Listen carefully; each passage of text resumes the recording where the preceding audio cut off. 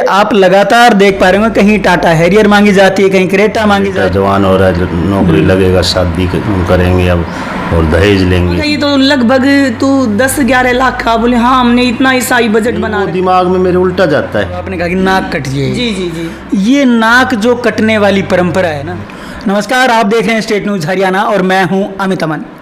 आजकल समाज के अंदर जो व्याप्त बुराई है, सबसे बड़ी दहेज प्रथा, और उस बुराई के चलते आप लगातार देख पा रहे होंगे, कहीं टाटा हैरियर मांगी जाती है, कहीं क्रेटा मांगी जा रही है, तो कहीं और दूसरे जो दहेज के ही और दूसरे रूप हैं उनको भी आप बार बार देख रहे होंगे, शादी से पहले भी, शादी के बाद में भी। और इसी तरीके की जो घटनाएं हैं वो होती रहती, कहीं 10 लाख रुपए मांग ले जाते, कहीं 20 लाख रुपए, और शादी के लगभग 10 साल बाद तक भी जो परेशान है वो किया जाता रहता है। और बार बार आप देख पाते कि ऐसे ही केसेस के अंदर लगातार जो केस फाइल हैं वो भी होते हैं, बाद में फिर दहेज प्रथा का जो केस है वो भी लगता है। लेकिन उस कड़ी को तोड़ते हुए आज एक परिवार मेरे साथ में मौजूद हैं, लाज कौशल मैम भी हैं और प्रेम जी जो सर हैं, जो इनके हस्बैंड हैं, वो भी मेरे साथ में मौजूद हैं। आज ये यहाँ पे कोसली के अंदर रहते हैं, कोसली रेलवे स्टेशन के पास में जो कॉलोनी है उसके अंदर इनका घर है। और मैं आपको बता दूं कि इन्होंने अभी अभी कुछ दिन पहले ही अपने बेटे की शादी की है। लेकिन आपको जानकर आश्चर्य जरूर होगा कि इन्होंने दहेज के तौर पे पता है क्या लिया है? सिर्फ और सिर्फ 5 पौधे। और वही इन्होंने एक और जो रस्म होती है भात, उसके अंदर भी 5 पौधे ही लिए हैं। तो ये दहेज आप देख सकते हैं, इन्होंने ये दहेज लिया है। तो एक जो दहेज प्रथा है उसकी कमर तोड़ने का काम इन्होंने किया है। बाकी सारी चीज़ें इन्हीं से हम जानेंगे। लेकिन उसके बाद में मैं एक चीज़ और बताऊं आपको, इन्होंने अपनी जो पुत्र वधू है उसको मुंह दिखाई की रस्म में लगभग 10 लाख रुपए की जो गाड़ी है वो इन्होंने दी है, ना कि दहेज के रूप में गाड़ी ली है। चलिए इन्हीं से हम बात कर लेते हैं। सर, सबसे पहले तो मैं आपसे जानना चाहूँगा, क्या आपके मन में कभी ख्याल नहीं आया कि मैं भी दहेज ले लूँ? नहीं, मेरे मन में कभी ख्याल नहीं आया। मैं दहेज के प्रति हमेशा से खिलाफ हूँ जी। और कभी मेरे मन में ये नहीं आया कि भाई बेटा जवान हो रहा है, नौकरी लगेगा, शादी करेंगे अब और दहेज लेंगे। जी। मैंने जो हमारे समधी हैं उनसे पहले ही कह दिया था जी दहेज नहीं लेंगे हम बिल्कुल भी। उन्होंने बल्कि कहा कि भाई कुछ तो लो। मैंने उनसे बिल्कुल साफ मना कर दिया था कि मेरे घर में सब कुछ है, ना मेरे पास कोई कमी है और ना मेरे दिल में कोई इच्छा है कि मैं कमी नहीं है तो भाई पैसे ले लूँ या भाई कैश के रूप में। नहीं, कभी भी मन में नहीं आया मेरी दहेज का। लेकिन जो समाज की अगर आज की मैं बात करूं, उसमें तो बहुत बड़े दायरे पे ये चीज़ें चल रही हैं। और अभी भी कुछ दिन पहले भी कुछ ऐसे केसेस हुए हैं जिनके अंदर हम सभी लोगों ने देखा भी और सुना भी है कि कहीं क्रेटा मांगी गई, कहीं टाटा हैरियर मांगी गई और बहुत सी चीज़ें, कहीं फॉर्च्यूनर मांगी जा रही है। तो उनको देख कर के कभी दिमाग में ऐसा महसूस नहीं होता कि क्या हो रहा है? नहीं, वो दिमाग में मेरे उल्टा जाता है जी। अगर ये इतने गंदे लोग कैसे हैं समाज में, कैसे समाज इनको भुगत रहा है जी। आपको मैं अमित जी बताऊं कि मेरी तो बात छोड़ो, मेरी माँ है 80 साल की। जब ये पीछे जो क्रेटा वाला केस हुआ था बहुत सोशल मीडिया पे, उसमें हमारी माँ कहती थी भाई इन्हें तो जेल में ठूस दो। और भाई मेरे 3 पोता से हम तो कुछ मत लियो, दहेज मत लियो। ये अच्छा, दहेज के जो ऐसे व्यापारी हैं, इनको मैं दहेज के व्यापारी कहूँगा, इनके साथ क्या होना चाहिए? होना तो क्या चाहिए जी, समाज बहिष्कार करे। अब हमने जैसे किया है, बहिष्कार भी ऐसे ही होगा, अपने आप छोड़े। और दूसरा, लड़की छुटवाई। ज़्यादा दहेज का चलन ना लड़की खुद करती है, अपने माँ बाप को लूटती है वो एक तरह से, ये ले जाऊंगी वो ले जाऊंगी। तो लड़की शुरुआत करे सबसे पहले, तब ये छूटेगा। ये बहुत बड़ी बात है, कहना आसान है लेकिन करना उतना ही मुश्किल है। मैम है, इनसे हम जान लेते हैं। मैम, आप बताएं हमें, पहले तो आप यही बता दें कि आपने लिया क्या है एक्चुअल में? हमने 5 पौधे लिए हैं जी लगन में, और भात में भी 5 ही पौधे लिए हैं। लेकिन हमारे लिए इतना आसान नहीं था। आसान का मतलब ये है कि जो लड़की है उसके पेरेंट्स की तरफ से भी ये आ रहा था कि भाई हमारे तो एक बेटी है, और मेरा गांव है हालूहेड़ा, तो मेरी मम्मी भी बार बार यही बात कह रही थी कि नहीं बेटा, हमारे तो देखो एक ही है बेटा, भात में हमने एक ही भात भरना है, तो अच्छा खाता पीता घर है, मेरा भाई भाभी सब अच्छे कमा रहे हैं। तो बोली हमारी तो समाज में नाक कट जाएगी और हमें बिल्कुल अच्छा नहीं लगेगा, कुछ तो हम ज़रूर देंगे। तो मैंने मम्मी से यही कहा कि मम्मी कुछ तो से अभिप्राय क्या है? बोली कुछ तो से अभिप्राय है कि जैसे भाई 5 लाख रुपए दे देंगे और तेरी 5 टूम तेरी बनवाएंगे, 5 बहू की बनवाएंगे। मगर ये तो लगभग तू 10-11 लाख का। बोले हाँ, हमने इतना ईसाई बजट बना रखा है। मगर मम्मी हम नहीं लेंगे, और आपके दामाद ने विशेष रूप से मना कर रखा है, और आज से नहीं है, शुरू से ही मैंने मेरी मम्मी पापा से शुरू से ही कह दिया था कि मम्मी हम नहीं लेंगे। मेरी मम्मी, जैसे मेरे पापा रिटायर हुए तो मेरी मम्मी कहने लगी कि लड़की के भात आएगा तो आप इनको जमा कर दो, तो मैंने साफ मना कर दिया था। मगर मम्मी मैं मेरी बेटी की शादी में भात में कुछ नहीं लूँगी, ठीक है, आप जो भी खर्चा है, जो भी पैसे हैं, ये भाई का है, हमारा हो गया, आपने शादी कर दी, हम अच्छा कमा रहे हैं, मैं अच्छी पोस्ट पर हूँ, आपके दामाद खूब कमा रहे हैं, हम उससे संतुष्ट हैं, हमें किसी का पैसा नहीं चाहिए। फिर मम्मी ये समझी कि हो सकता है इनके मन में कुछ हो। फिर बाद में प्रेम जी के पास फ़ोन आया, बोले प्रेम जी हम किसी से नहीं बताएंगे, आप अपने अकाउंट नंबर दे दो, 4 लाख रुपए तो डाल ही देते हैं। बोले मम्मी आप पागल हो रहे हो, जब हमने नहीं लेना है तो नहीं लेना, आप क्यों वो कर रहे हो? और बोला कि आप ये कह रहे हो ना हमारी नाक कट जाएगी, आपकी नाक नहीं कटेगी, बल्कि हम आपकी नाक ऊँची करेंगे। और शादी के बाद भैया, अमित भैया, वही हो रहा है। सब लोग मम्मी स्पेशल मम्मी ये कह रही है, मम्मी ये कह रही है कि बेटा आपने ना हमारा मान सम्मान, मेरी मम्मी है विद्या देवी हलवेड़ा से और मेरे पापा कालूराम, तो वो कह रहे हैं कि बेटा आपने हमारा मान सम्मान बढ़ा दिया, ऐसी बेटी सभी को मिले, ऐसा दामाद सभी को मिले। सभी वाह वाही कर रहे हैं कि इतना अच्छा आपका कार्यक्रम था और आपने कुछ नहीं लिया। अच्छा, मैं अगर इसी बात पे करूँ, आपने कहा कि नाक कटिए, जी जी जी, ये नाक जो कटने वाली परंपरा है ना, ये मेरे ख्याल से हर आदमी के दिमाग में यही आता है कि नाक कटेगी। बिल्कुल श्योर। तो ये नाक जो कटती है वो कहाँ की नाक होती है कि इतनी बड़ी नाक होती है लोगों की कि वो नाक इस समय पे तो कट जाती है, लेकिन लेते हुए जब वो दहेज लेते हैं तो उस समय पे उनकी नाक बड़ी हो जाती है। जी जी, मैं बताऊँ जी, जो नाक की बात है, जहाँ तक मैं समाज के नाक की बात बताती हूँ आपको, जहाँ तक मैंने विश्लेषण किया है एज ए हिंदी प्रोफेसर, ये है कि उनकी मानसिकता है। मैं मेरी मम्मी की बात करूं तो हम 3 उनकी बेटियां हैं। मेरी मम्मी ने शुरू से ही जोड़ना शुरू कर दिया था, मेरी मम्मी ने, मेरे पापा ने, मेरे चाचा चाची ने, सब ने, कि 3 बेटियों की शादी करनी है, जोड़ना शुरू कर दिया था, क्योंकि बेटी की शादी में इतना लगेगा, इतना लगेगा। और फिर वो मानसिकता बना बैठे थे कि एक बेटी की शादी में इतना लगाना है, और अगर वो नहीं लगाते हैं तो वो संबंध नाक से जोड़ते हैं कि अगर हमने बेटी की शादी में इतना नहीं 1 रुपया दिया तो वो हमारा मान सम्मान कम हो जाएगा, वो मतलब हमारी नाक कट जाएगी। वो मानसिकता से है, नाक से, और कुछ नहीं है। अगर सोच परिपक्व हो जाए ना, जैसे मैंने दहेज नहीं लिया, प्रेम जी ने नहीं लिया, तो हम सोच रहे हैं कि देखो कितना अच्छा किया है हमने, लेकिन वहां पर अगर दूसरा कोई होगा तो वो सोचेगा कि भाई हमारे तो आया नहीं, हमारी नाक कट गई। तो केवल और केवल सोच का अंतर है और कुछ नहीं है। अच्छा, आपका जो पुत्र हैं और पुत्र वधु करते क्या?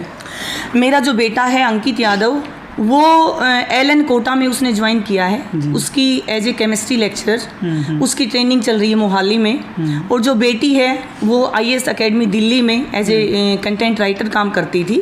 अब शादी की वजह से उसने छोड़ दिया था, अब वो अपनी असिस्टेंट प्रोफेसर की तैयारी कर रही है। दोनों ही बच्चे केमिस्ट्री में है, MSc अच्छे नंबर है, फर्स्ट डिवीज़न से हैं, और दोनों ही बच्चे कामयाब है। और मतलब मुझे तो इतना अच्छा लगता है, इतनी खुशी, जब मैं अपनी बहू को मैंने पहली बार देखा, मैं बारात में गई, और जब मैंने पूर्विका को देखा तो आप मेरी बहू से पूछ सकते हैं, मैंने उसको देख कर ना मैं इतनी भावुक हो गई कि मैं रोने लग गई। क्यों रोने लग गई? क्योंकि इतनी सुंदर, इतनी प्यारी बेटी, अगर मेरी बेटी भी मेरी खुद की बेटी होती तो शायद इतनी सुंदर बेटी नहीं होती। और मेरे मन में इतना ऐसा आया कि हे भगवान, तुमने मुझे इतनी अच्छी बेटी दी। और मैंने उसी समय मेरी बहू की नज़र उतारी, इतनी सुंदर, इतनी प्यारी और इतनी स्मार्ट गुड़िया है मेरी, तो मुझे बड़ा ही अच्छा, मैंने सुना है कि आपने लगभग 10 लाख रुपए गाड़ी मुंह दिखाई की रस्म में दी। यहाँ तो लोग लेते हैं और आप दे रहे हैं। जी जी जी। तो शुरू से ही, जैसे प्रेम जी ने कहा, इनका शुरू से ही मानना था कि मैं मेरे बेटे की शादी में कुछ नहीं लूँगा, ठीक है। और कामयाब बच्चे जब दहेज को अपोज करेंगे तभी ये दहेज रूपी दानव समाप्त हो सकता है। तो इनके साथ साथ, क्योंकि मैं इनकी पत्नी हूँ, तो मेरा भी कुछ हक बनता है कि मैं भी समाज को कुछ नया दूँ। तो मैंने भी सोच लिया कि मैं अपनी बहू को कुछ गिफ्ट दूंगी।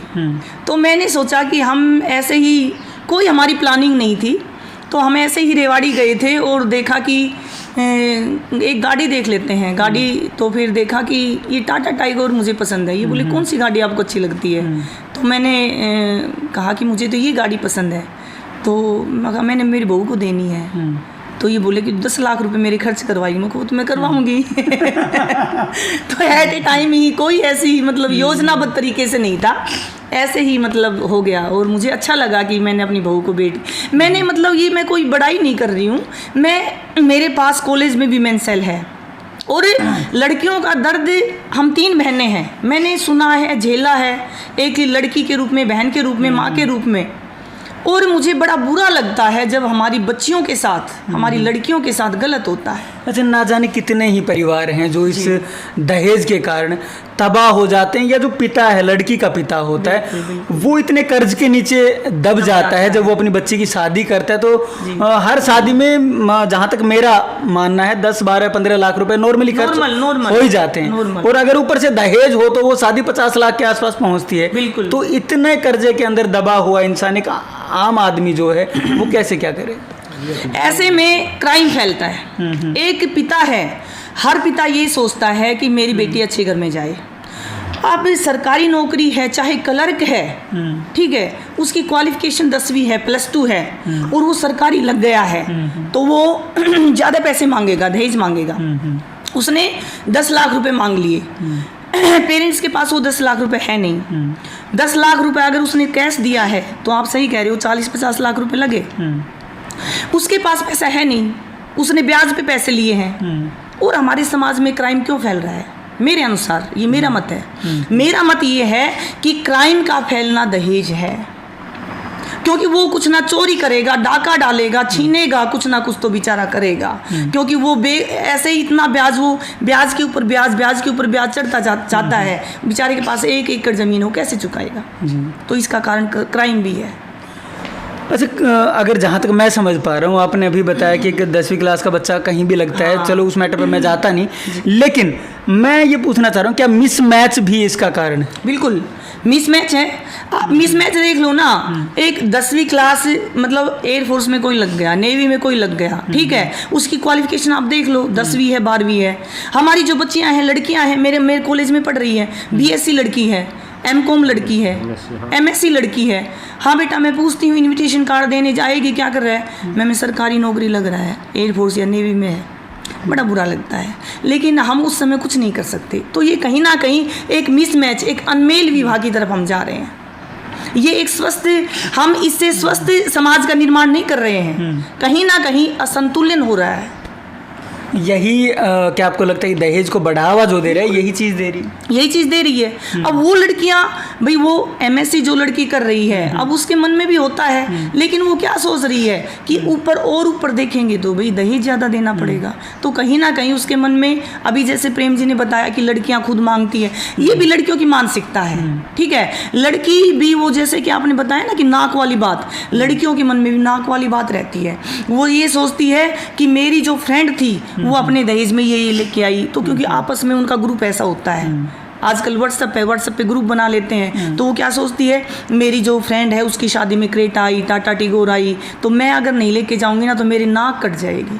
तो वो लड़की की मानसिकता आज की बनी हुई नहीं है, जब से जन्म उसने लिया है जी, जब से उसकी बनी हुई। और ये सारी जो छोटी छोटी रिवाजें हैं ना जी, ये केवल और केवल लड़कियों को कमज़ोर बनाने की है। मैं तो देखो सभी का, अब मैं एक और काम करने शुरू जा रही हूँ। एक तो जो पर्दा प्रथा है वो मुझे अच्छी नहीं लग रही, ठीक है, एक दहेज प्रथा। मेरा काम अब यही है, मैं बिल्कुल फ्री हूँ और मैं चाहती हूँ कि मेरा जो समाज है वो दहेज रहित रहे और पर्दा प्रथा इसमें नहीं रहे जी। लेकिन अगर अभी हम बात कर रहे थे उसी चीज़ के ऊपर कि जैसे इसी समय पे जो नाक वाली बात आती है, बार बार बीच में नाक वाली बात आती है, तो क्या जो सोसाइटी है, समाज है, उसके अंदर जब एक दूसरे को देखते हैं कि उसको यहाँ पे दहेज ज़्यादा आया, उसके यहाँ पे इतना आया, उसके वहाँ पे उतना आया, लेकिन क्या ये गर्त में नहीं ले जा रहा सबको? क्या सोसाइटी टूट नहीं रही इससे? और दूसरी चीज़ कि जो लड़की है उसकी क्वालिफिकेशन या उसका जो टैलेंट है वो नहीं देखना चाहिए? टैलेंट चाहिए, देखना चाहिए, क्योंकि हम केवल क्या है कि कंपटीशन में लगे हुए हैं, ठीक है। और जहाँ तक नाक वाली बात है ना जी, आज तक हमसे, मेरे से और प्रेम जी से किसी ने नहीं कहा कि किसी भी प्रकार से हमारी नाक नीची हो गई। हम खुद ही अपनी नाक ऊपर करते हैं और खुद ही नीचे करते हैं। अगर हम खुद ये ऑब्जेक्शन करते कि ना भाई हम अपनी जाति में करेंगे, जो दिखाना चाहते हैं, ऑब्जेक्शन हम करते, बेटे से कहते कि नहीं बेटा हमारी जाति की लड़की होनी चाहिए, आसपास सैकड़ों लोग कहने वाले मिल जाते। लेकिन आज तक हमें किसी ने ये नहीं कहा कि भाई, सब ने तारीफ़ की है, जो भी मेरे संपर्क के हैं, प्रेम जी के संपर्क हैं, सब ने तारीफ़ की है। किसी ने जाति का नाम तो लिया ही नहीं जी, बहुत बढ़िया किया। और ये तो ज़रूरी है जी, जब तक हम इंटरकास्ट मैरिज नहीं करेंगे, जब तक हम दहेज विरोधी विवाह नहीं करेंगे, हमारा समाज, हमारे समाज को सही दिशा और सही दशा हो ही नहीं सकती। धन्यवाद। ओके, धन्यवाद। आप देख रहे हैं कि यहाँ पे जो माता पिता हैं वो कितने खुश हैं, लेकिन ये एक जो दहेज रूपी दानव है उसको हरा करके यहाँ पे बैठे हैं। और साफ तौर पे बात यही है कि समाज के अंदर व्याप्त इस गंदगी को, क्योंकि मैं इसका जो सच है वो आप भी जानते हो और मैं भी इस सच को हर जगह पे देख पा रहा हूँ कि कितना बड़ा और कितना घिनौना सच इस दहेज प्रथा का है। किस तरीके से जो परिवार हैं वो बर्बाद हो रहे हैं, किस तरीके से जो माता पिता हैं बच्ची के वो बर्बाद होते हैं, और उसी तरीके से फिर कुछ दिन बाद में उस बच्ची की ज़िंदगी भी बर्बाद होना शुरू होती है। और बर्बाद होते होते आखिरकार या तो तलाक लेना पड़ता है, या उसको आत्महत्या करनी पड़ती है, या फिर इसी तरीके की जो ज़िंदगी है वो जीनी पड़ती है। और वही असर आने वाले समय में उनके जो बच्चे होते हैं उनके ऊपर भी पड़ता है, और ये पीढ़ी दर पीढ़ी चलता ही रहता है। तो कैसे इसको समाप्त किया जाएगा ये आप लोगों के ऊपर है, लेकिन इसको समाप्त करना ज़रूरी है, ताकि बहुत से ऐसे घर होंगे जो टूटने से बच जाएंगे, या बहुत से ऐसे माँ बाप होंगे जो कर्जे के नीचे दबने से बच जाएंगे, और बहुत से ऐसे पिता भी होंगे जो फांसी के फंदे पर झूलने से बच जाएंगे। नमस्कार, धन्यवाद, जय हिंद, जय भारत।